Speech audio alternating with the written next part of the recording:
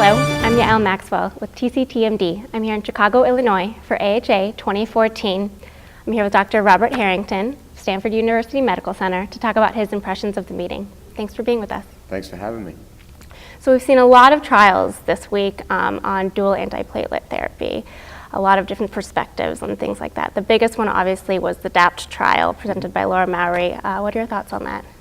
Well, you know, we put all the dual antiplatelet trials together on Sunday afternoon and then followed it with a single commentator, Gilles Montelesco, and then had a panel discussion. My view is that I think things are clearer, but things are not totally clear.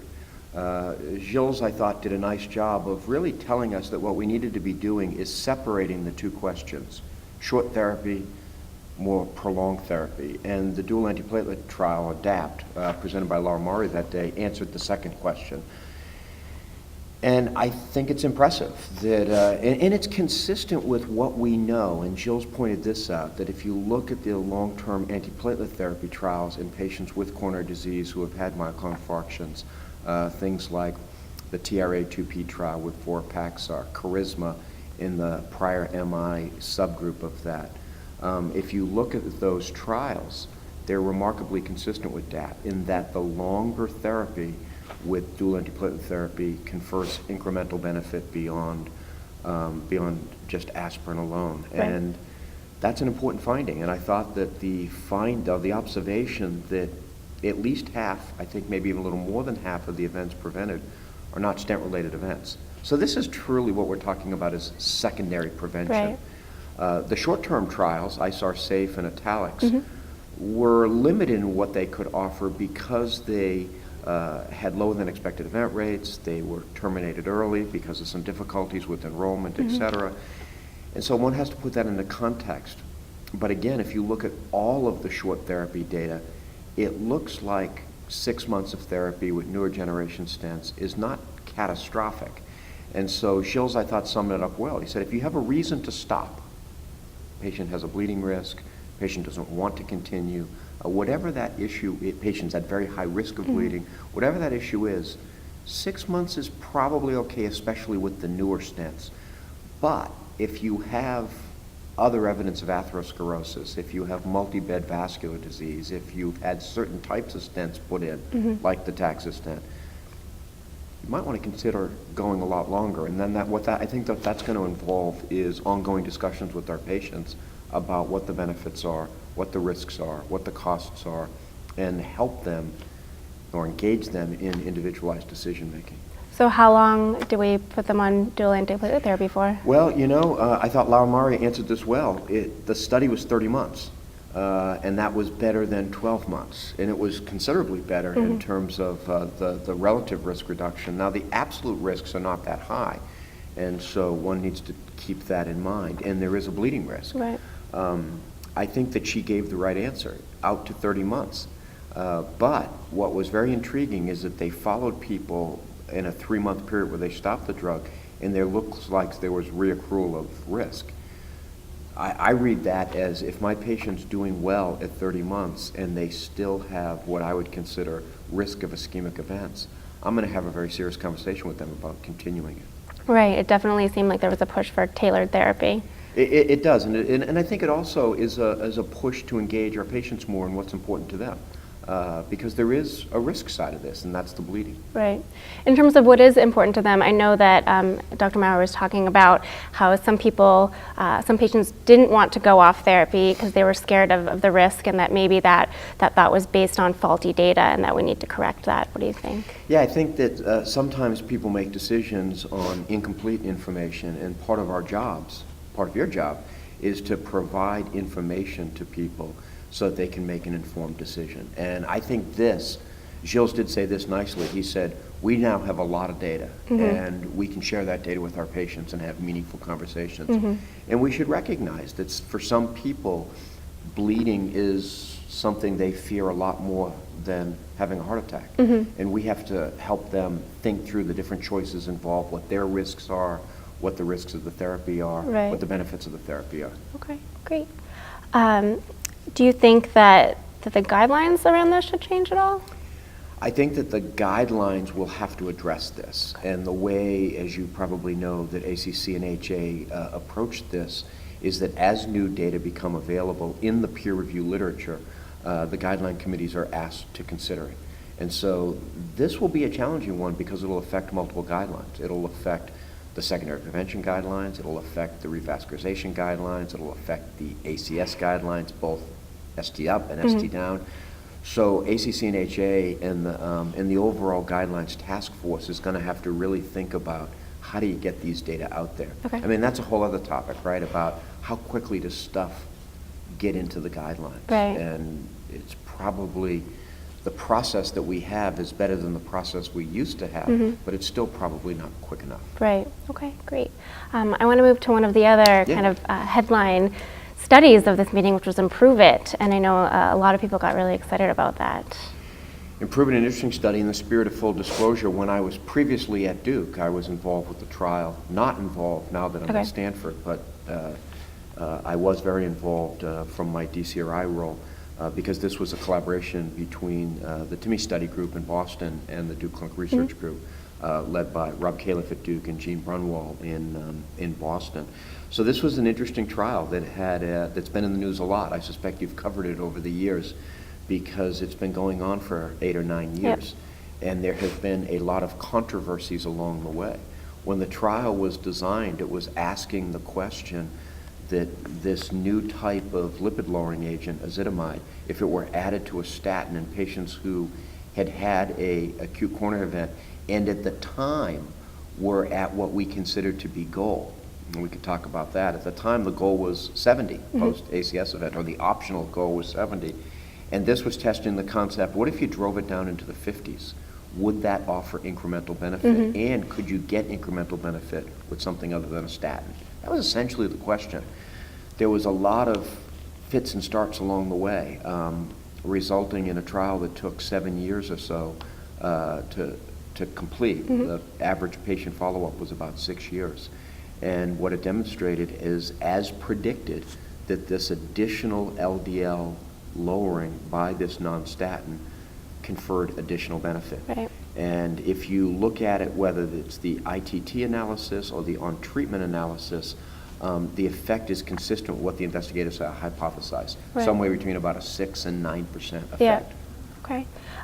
Do you think there's a role for this beyond ACS and statin-resistant patients? Yeah, that's become a big issue, and it was probably one of the hot topics both during the press conference as well as during the panel discussion. And in the statin intolerant group, doctors who take care of those patients, I'm an interventional and general cardiologist, so I see some of those patients. Yep. I was surprised, maybe not surprised, but it was interesting to hear our colleagues in the lipid world say, oh, 40–50% of my clinic is statin-intolerant patients. So these patients are out there. There's a lot of them. And I think people have been doing what they can. They try to get them on statin. They try multiple statins. I think what this does for that group of patients, you're definitely extrapolating evidence, but at least now the doctors who are prescribing ezetimibe in that setting can say, you know what, we do actually have some evidence here that if you lower LDL with this particular drug, that that number one, it's safe. That was pretty clear on the data. And number two, it looks to be a reasonable way to give you some LDL lowering. Great. Now, the other side of the equation that was interesting in that session was the PCSK9 inhibitors in statin intolerance. And it worked very well there. And once we accrue more safety and outcomes data, that may be a very attractive alternative in that group. It definitely seems like a big success. So far, right? But it's the outcomes that are going to really tell the story. Right. Yeah. Great. And the ezetimibe story probably helps that because it does suggest that lower is better, and it does suggest that you can get clinical benefit with something other than a statin. I think after the niacin failures, the fish oil failures, the CETP inhibitor failures, that there was some concern that can we get an effect if it's not a statin? Right. And now I think the ezetimibe story says it is possible. Okay, great.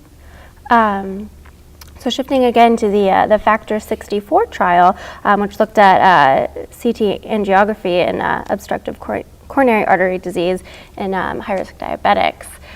What do you think about that one? Really interesting trial. So this was asking the question, If you have a group of diabetics who don't have symptomatic ischemia, but who are obviously at risk, would adding a CT angio to their workup and their evaluation contribute benefit beyond just manage them aggressively for their lipids, their hypertension, their diabetes, et cetera? Great question, something that a lot of people are trying to understand. I was impressed at a couple of things, one of which is it was completely done within a single healthcare system.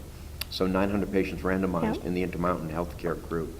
I thought that was spectacular, and kudos to the investigators for doing it. The second thing that was impressive about that trial is they take really good care of their diabetic patients. And Pam Douglas, the discussant, brought that out. She said, wow, these guys took really good care of their diabetics. That's not reality. So there was things like that that are, I think, interesting and informative and helpful. In the basic randomization scheme of did CT angio help? Well, let's talk about first what CT angio found. A lot of coronary disease in these asymptomatic, no ischemia proven diabetes patients. And that triggered a lot of other stuff. They ended up getting exercise tests with other imaging, they ended up going to the cath lab, they ended up having revascularization procedures. So all of that led from the CT angio. And what did they show? That there was no incremental value in terms of clinical outcomes. Now there were some caveats around that. The event rate was a lot lower than they thought it would be. And so there's the issue of the possibility of a type 2 error, that there is an effect, they just missed it because they had an insufficient sample size. So I don't think you'd say, oh, we'll throw out the strategy of CT angio. I do think you'd say, if you're gonna do what Intermountain does, which is take really good care of your diabetic patients, it doesn't look like routine CT angio adds value. Yeah, I was going to say, what about generalizability in that sense? Well, it's a great question. So there are other studies going on. There's a trial actually that was led by Pam Douglas out of Duke called PROMISE, where they're waiting on the data, but these were low to moderate risk chest pain patients where they randomized them to anatomy with CT angio or function with routine exercise testing. And so we're going to see those data. I know they've enrolled the cohort. They're following the patients. It'll be interesting to see for sure. Another one I want to talk about is the STEMI Systems of Care study, the accelerator study out of Duke. What do you think about that one? Yeah, so this was really in some way, an acknowledgement and, if you will, a celebration of all the work done by the investigators within the HA-sponsored Mission Lifeline. And so here we had an HA initiative that really, in some ways, is a complement to the ACC's Door to Balloon Time initiative that is really focused on how do we set up systems of care for ST elevation MI care. And Chris Granger, Jamie Jollis from Duke, working with a number of people around the country, have really tried to put in place systems or processes that allow healthcare systems to take better care of the ST elevation MI patient. And it's good news that as a community, if we put our minds to it and we learn from each other, in this case, the North Carolina program RACE, the Tim Henry Minnesota program, the Ivan Rokos LA program, Alice Jacobs in Boston. As you started to learn from these different programs, other places in the country could adopt them. And by adopting these new processes of care, these new systems of care, those things got better. Now, correlating that to better outcomes, I think, is a more challenging thing and is probably not the issue for this. But systems of care definitely got better. And I think it validates having it in the guidelines as a Class 1 indication that every community should have an ST elevation MI plan. Do you foresee that happening in the next 5-10 years? Yeah, I think as we move more and more towards accountable care, as we move more and more towards thinking about population-based care, having processes that care for our population is going to be increasingly important. And this is an example in an important disease with serious ramifications, how we might as communities do it. Definitely learning from each other, it seems like it's helping. And I thought that was one of the best part of this, and Chris Granger in particular was really an advocate of this, of how do you take the best lessons from different groups around the country who are in some ways piloting different things and then get that out there. You know, things like a procedure manual for how you do it, systems set up to transport people, and now some of the stuff that Ivan Rokos is doing in LA of really almost geospatial mapping Okay. to understand how you transport patients. It's very interesting. It's really interesting, and I think that both ACC and HA should be congratulated on the amount of work they've done to make this a big national effort. Right, great. And then still in STEMI, looking at the AVOID study of oxygen therapy.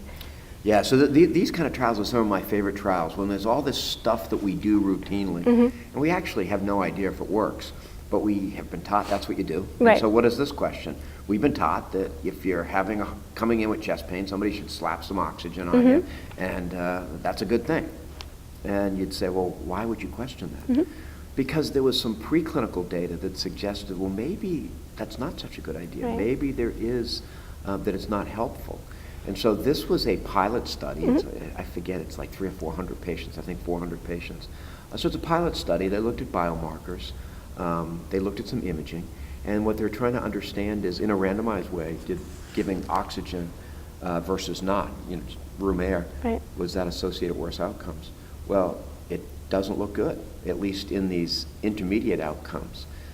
I like it because it questioned current dogma, and then it also serves as the basis. There's a very large trial underway by the Sweetheart Group, a group that brought us the TASTE thrombectomy trial. They're using their trial in a registry format to ask this question with something like 6,000 or 7,000, 8,000 patients. And they're doing the mortality piece of it. So we will know. Yeah, great, great. Well, overall take-home messages from this meeting, what would you say? My take-home from this is we need to do more clinical trials that ask practical clinical questions that are going to help direct the clinician. Okay. And we need better systems to do that. And what I mean by that is, IMPROVE-IT took 9 years to do. DAPT, we first had the specter of late-stage thrombosis raised in 2006. Right. We need better systems that we should be able to answer these questions quickly. Now, once the machinery got up in place to run DAPT, they enrolled all these patients in something like 2 years. Kudos to the investigators. But did it really need to take us 8 years to answer the question? Did it really need to take us 9, 10 years to understand whether ezetimibe adds incremental benefit? And somehow we have to come up with better systems to do that. So that's my first takeaway. Okay. My second takeaway from the clinician's perspective is that atherosclerosis is a chronic progressive disease, and secondary prevention is really important. And it's really important whether or not you're giving potent LDL lowering therapies or you're giving antiplatelet therapies. Right. Atherosclerosis, we do not cure it with the things we do, and we have to be very vigilant about secondary prevention. So those are two big messages. Right, great. Was there anything else you'd like to talk about? The final thing I'll put the plug in for, because I know that my friends at TCTMD are very supportive of this, and that's the early career investigator. Yep. And we had a fantastic opening day on Saturday devoted to early career investigators. And a lot of what we did at this meeting was really to foster engagement of senior people with more early career investigators. And I think that piece has been going very well. And Great. I know that's something that the TCT meeting focuses on as Yes, well. for sure. So the more we can do that, I think the better as a community we'll be. Wonderful. Well, thank you so much for being with us. Thanks for having me. That concludes our wrap-up at AHA 2014. Thanks for watching.